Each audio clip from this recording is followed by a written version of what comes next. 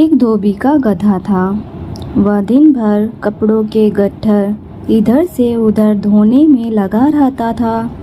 धोबी खुद तो कंजूस और निर्दयी भी था। वह अपने गधे के लिए चारे का प्रबंध भी नहीं करता था, बस रात को चरने के लिए खुला छोड़ देता। निकट में कोई चारागाह भी नहीं था। शरीर से गधा बहुत ही दुर्बल और कमजोर हो गया था। एक रात उस गधे की मुलाकात एक गीदड़ से हुई। गीदड़ ने उससे पूछा, महाशय, आप इतने कमजोर क्यों हैं? गधे ने दुखी स्वर में बताया कि कैसे उसे दिन भर काम करना पड़ता है, खाने को कुछ नहीं दिया जाता, रात को अंधेरे में इधर उधर मुंह मारना पड़ता है। गीदड़ बोला, तो समझो अब आपकी भूखमरी के दिन खत्म हो गए। यहाँ पास ही में एक बड़ा सब्जियों का बाग है। वहाँ तरह तरह की सब्जियाँ उगी हुई हैं। खीरे, ककड़ियाँ, तोरी, गाजर, मूली, शलजम और बैगनों की तो बहार है।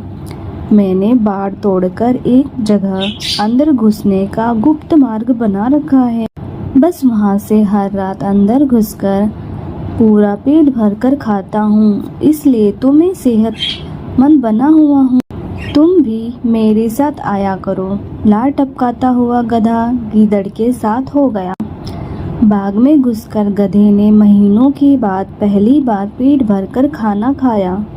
दोनों रात भर बाग में ही रहे और वो फटने से पहले ही जंगल की ओर चले गए और गधा अपने धोबी के पास गया।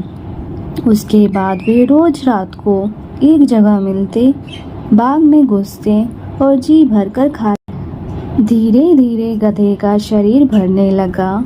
उसके बालों में चमक आने लगी, चाल में भी मस्ती आ गई। वह भूखमरी के दिन बिल्कुल भी भूल गया। एक रात खूब खाने के बाद गधे की तबीयत अच्छी तरह हरी हो गई। वह झूमने लगा और अपना मुंह ऊपर उठाकर कान फड़फड़ाने लगा।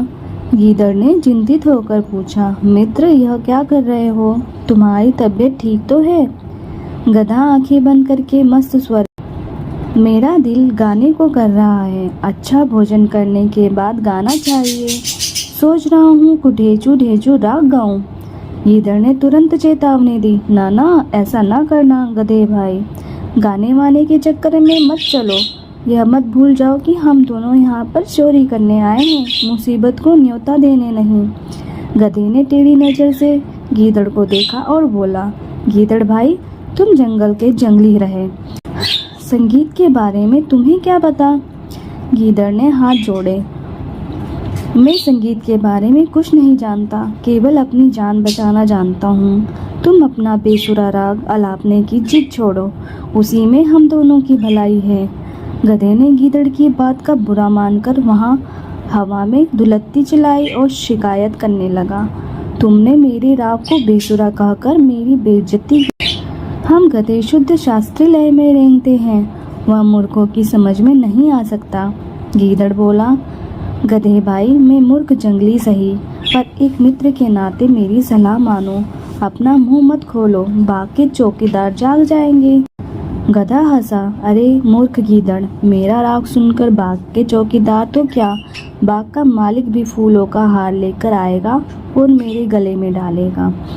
गीदड़ ने चतुराई से काम लिया और हाथ जोड़कर बोला, गधे भाई, मुझे अपनी गलती का एहसास हो गया है। तुम महान गायक, मैं मूर्ख गीदड़ भी तुम्हारे गले में फूलों का माला डालना चाहता हूँ। मेरे जाने के 10 मिनट बाद तुम गाना शुरू करना, ताकि मैं गाने के समाप्त होने तक फूल की माला लेकर वापस लौट सकूं। गधे ने गर्व से अपनी सहमति दी। गीदड़ वहाँ से सीधा जंगल की ओर भाग गया। गधे ने उसके जाने के कुछ समय बाद मस्त होकर गाना शुरू किया। उसके रेंगने की आवाज़ सुनते ही बाग के चौकीदार आ गए और उसी और लठ लेकर दौड़े जिधर उसे रेंगने की आवाज़ आ रही थी। वहां पहुंचते ही गधे को देखकर चौकीदार बोला, यही वह दुष्ट गधा है जो हमारा बाग चल रहा था। बस सारे चौकीदार डंडों के साथ गधे के ऊपर भिड़ गए। कुछ ही देर में गधा पीट पीट कर अधमरा कर दिया गया। सीख: अपने शुभचिंतकों और हितैषियों की नेक सलाह न मानने का परिणाम बुरा होता है।